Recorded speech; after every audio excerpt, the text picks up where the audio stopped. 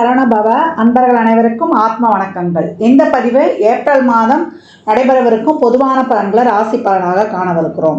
இந்த ஏப்ரல் மாதத்தில் ஒரு 5 கிரகம் நம்மளுக்கு மிரட்டல் விடுத்து கொண்டிருக்குது. இந்த 5 கிரகங்கள் நமக்கு ஆட்டத்தை காட்டுமா, இல்லை அடித்து ஆடி களம் இறங்கணுமா, இல்லை அதிர்ஷ்டத்தை தருமா அப்படின்னு டைட்டில் வைக்கலாம். ஏன்னா அந்த அளவுக்கு இந்த 5 கிரக கூட்டணி கால சக்கரத்தின் 12ஆம் இடத்தில் அமர்ந்து சூரியன், சுக்கிரன், புதன், சனி, ராகு இந்த கூட்டணி 12 ராசிக்கு எப்படிப்பட்ட பலன்களை அளிக்க இருக்குதுன்னு பார்க்க இருக்கிறோம். இதில் புதன் இந்த மாதம் 3ஆம் தேதி வக்ர நிவர்த்தி அடைஞ்சிருவார். சுக்கிரன் இந்த மாதம் 13ஆம் தேதி வக்ர நிவர்த்தி அடைஞ்சிருவார். செவ்வாய் மாத ஆரம்பத்தில் அவர் மிதுனத்தில் இருப்பார். 2ஆம் தேதியே உடனே கடகத்தில் அமர்ந்து விடுகிறார். கேது ஆஸ் யூஷுவலாக நம்மளுக்கு கன்னியில் இருக்கிறார். சந்திரன் நமக்கு மேஷத்தில் உதயமாயிடுவார் பரணியுடைய சாரத்தில்.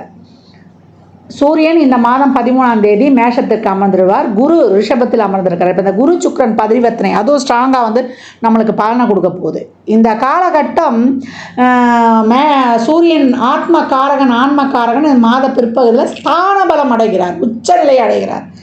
நீ கவலைப்படாதப்பா, உன்னை நான் பார்த்துக்கிறேன்ப்பா, உனக்கு ஒன்றுன்னா ஓடியாந்துடுறேன்ப்பா அப்படின்னு நம்ம சொல்லிட்டனாலே அங்கே சூரியன் சிறப்பாக ஆக்டிவேட் ஆகிடும். ஆண் பெண் இருவருக்குமே, குறிப்பாக ஆணுக்கு சூரியன் பலமாக இருக்கணும். யார் எழுந்து நிற்கணுனாலுமே சூரியன் பலமாக இருக்கணும். உடலில் உள்ள அனைத்து எலும்புகளுக்கும் காரகன் சூரியன். அதனால் அந்த ஆன்ம காரகன் பலமாக இருக்கணும்னா அடுத்தவங்களுக்கு தைரியம் கொடுத்துட்டாலே போதும், இயல்பாக சூரியன் ஆக்டிவேஷன் ஆகிடுவார். இந்த கோள்களின் கோச்சார நிலையாலும் இந்த 5 கிரக கூட்டணி என்ன மாதிரியான செயல்பாடுகளை இந்த 12 ராசிக்கும் தரவிருக்குது என்பதை பார்க்கவிருக்கிறோம். பதிவினை முழுமையாக கேளுங்க, ஸ்கிப் பண்ணாதீங்க. இதில் சொல்லியிருக்கிற எளிமையான வழிபாடுகள், வாழ்வியல் செயல்பாடுகளை பின்பற்றி உங்கள் வாழ்வை வளமாக்கிக் கொள்ளுங்கள். மிதுன ராசி மிதுன லக்னத்திற்கான பலன்களை காணவிருக்கிறோம். இந்த ஏப்ரல் மாதம் எப்படி கடந்து வரலாம் அப்படின்னு பார்க்கும்பொழுது, புதுமை விரும்பிகள் நாங்கள் அப்படின்னு சொல்லக்கூடியவர்கள். இது புதனுடைய வீடு அல்லவா, அறிவுசார் தன்மை அதிகமாக இருக்கும். சாணக்கிய அறிவு அப்படின்னு சொல்லிடலாம். இவங்களுடைய அறிவுடைய தன்மையை நம்ம அளவிடவே முடியாது. எந்த சூழலுக்கும் ஏற்றாற் போல அப்படியே டேக்கிள் பண்ணி போகிறாங்கன்னா அது இவங்க தான் சொல்லலாம். இந்த மாதம் உங்களுக்கான மாதம் அப்படின்னு சொல்லலாம். 10ல் 5 கிரக கூட்டணி உங்களுக்கு பதவி யோகத்தை தரும் அப்படின்னு சொல்லலாம்.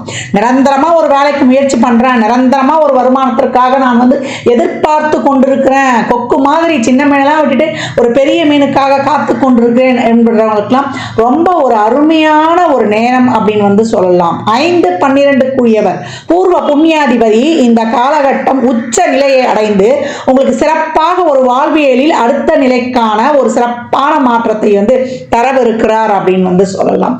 அழகான கிரக நகர்வுகள் எப்பவும் பார்த்துக்கோங்க.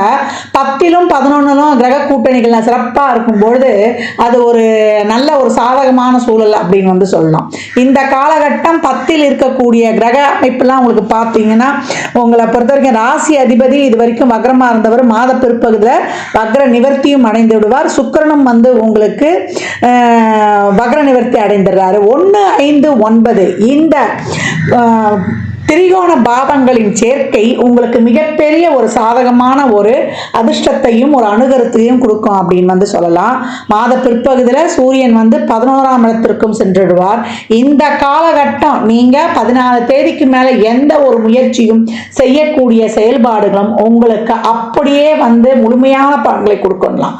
சூரியன் 11ல் இருக்கும்போது நம்ம செயல்படுத்தக்கூடிய அனைத்து விதமான செயல்களும் நமக்கு மிகச் சிறப்பான பலன்களை தரும் அப்படின்னு சொல்லிடலாம். ரொம்ப அருமையான ஒரு சிறப்பான சூழல் அப்படின்னு இங்க பார்த்துடலாம். எந்த ஒரு விஷயத்துக்குமே ரொம்ப நாளா பிளான் போட்டிருந்தோமா, ரொம்ப நாளா யோசிச்சுட்டு இருந்தேன் இந்த காரியெல்லாம் நடக்குமான்னு, தொழில நிறைய கடன் வாங்கி போட்டேன், இதை தொழிலை நான் மேற்கொண்டு எப்படி எடுத்துட்டு போறது அப்படின்னு நினைத்தவர்களுக்கும் சரி, இல்லை புதுசா வேலையில மாற்றங்களை ஏற்படுத்தி கொள்ளணும்ன்றவங்களுக்கும் சரி, உங்களுக்கு அருமையான மாற்றங்கள் அப்படின்னு சொல்லலாம். தொழிலை சார்ந்து மிகப்பெரிய விஸ்தாரமான செயல்பாடுகளை செய்யக்கூடிய மாதம். நல்ல மாற்றங்கள், அது பிசினஸா இருந்தாலும் தொழிலாக இருந்தாலும் உலகளாவிய சந்தையில் உங்கள் உற்பத்திற்கான மிக சிறப்பான ஒரு அங்கீகாரம்லாம் இந்த காலகட்டம் கிடைக்கும்னு சொல்லலாம். பொறுமை, நிதானம், கொஞ்சம் கோபத்தை மற்றும் வார்த்தைகளில் கனிவை கொஞ்சம் தேன் தடவி வச்சுக்கிட்டீங்கன்னா ரொம்ப அருமையான பலன்களை பெற்றுக்கொள்ளலாம். கோபத்தை மட்டும் இந்த காலகட்டம் குறைத்துக் கொள்வது உங்களுக்கு ரொம்ப சிறப்பு அப்படின்னு சொல்லியாச்சு.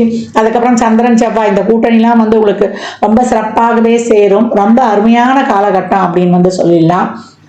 மாணவர்களுக்கு படிப்பில் வந்து நீங்கள் நினச்சா மாதிரி உங்கள் எக்ஸாமாக இருந்தாலும் சரி, ஒரு போட்டித் தேர்வாக இருந்தாலும் சரி, உங்களுக்கு மிகச்சிறப்பான பலன்களை கொடுக்கவிருக்குன்னு சொல்லலாம். சுப நிகழ்வுகள், சுப பேச்சுவார்த்தைகள் எல்லாமே அருமை. வயதில் கொஞ்சம் நாங்கள் கடந்திருக்கிறோம், ஒரு 60 வயது அப்படின்னாலும் உங்களுக்கு ஏற்றாற்போல் ஒரு தொழில் வாய்ப்பு இந்த காலகட்டம் ரொம்ப சிறப்பாக செஞ்சுக்கலாம்.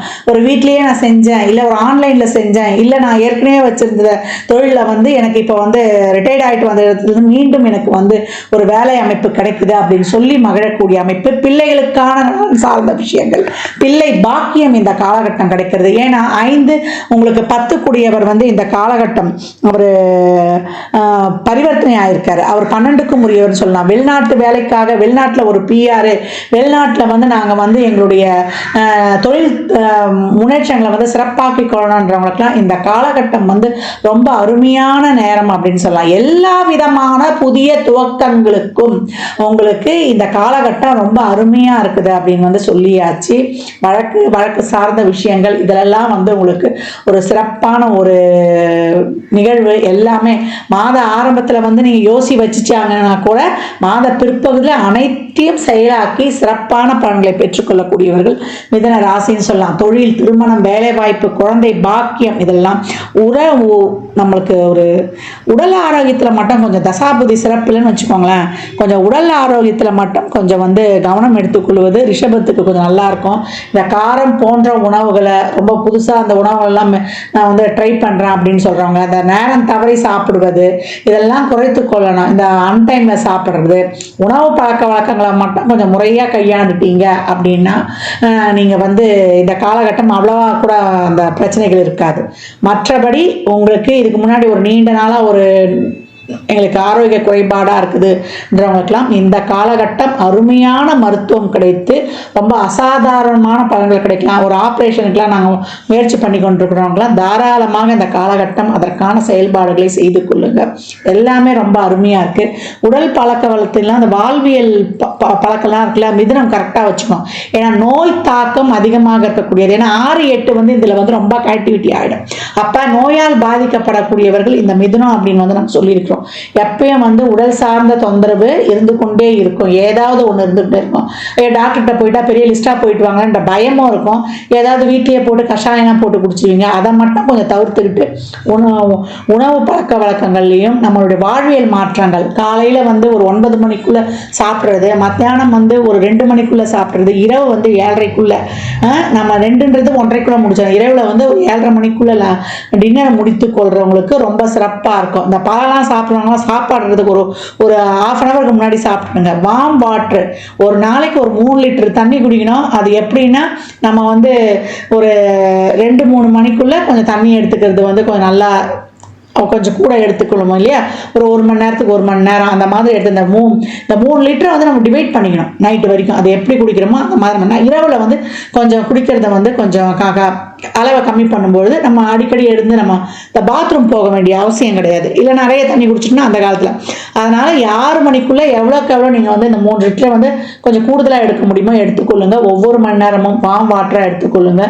ரொம்ப வந்து அருமையாக இருக்கும். உணவை வந்து நல்லா மென்று இங்கேயே நம்ம இது பண்ணணும். கூழாக்கி அனுப்பும் பொழுது இந்த சுகர் சம்மந்தப்பட்ட தொடர்பு இருக்கிறவங்களுக்குலாம் அது நல்லா ரிலீஃப் தெரியும். பாருங்கள், நீங்கள் உணவை இங்கேயே வந்து அரைச்சி அனுப்பும்பொழுது, சுகர்னா என்னங்க, நமக்கு ஜீரண உறுப்பு கணையம் சரியாக அங்கே வேலை செய்யலைன்னு அர்த்தம். அப்போ நம்ம வந்து சாப்பாடை இங்கேயே கூழாக்கி அனுப்பும்போது அந்த சுகருடைய அளவும் உங்களுக்கு கட்டுப்பட்டுரும். மிதுனம் இந்த மாதம் உங்களுக்கு அற்புதமான மாதம்.